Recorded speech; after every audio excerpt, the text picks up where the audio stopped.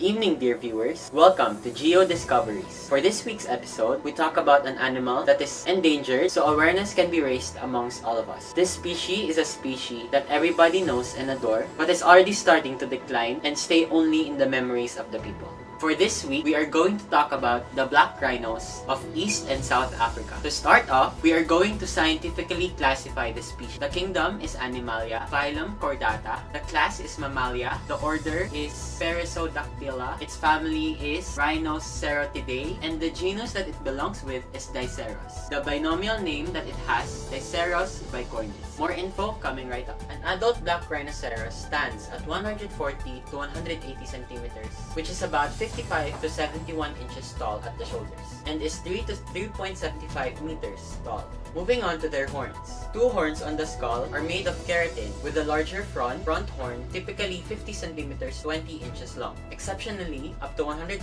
centimeters or 50 inches. Sometimes, a third smaller horn may develop. These horns are used for defense, intimidation for their mates, and digging up roots and breaking branches during feeding.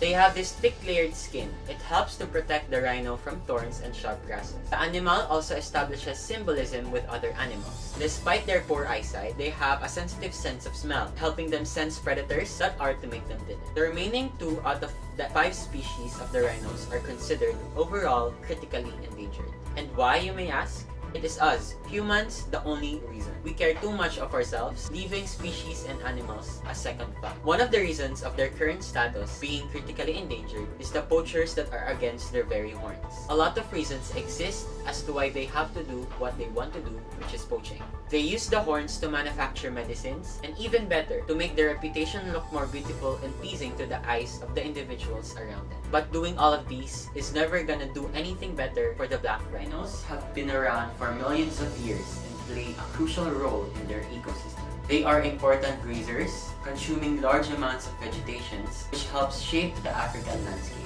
This benefits other animals and keeps a healthy balance within the ecosystem. Tanzania is one of the mega biodiversity-rich countries globally. The country hosts 6 out of the 25 globally known biodiversity hotspots.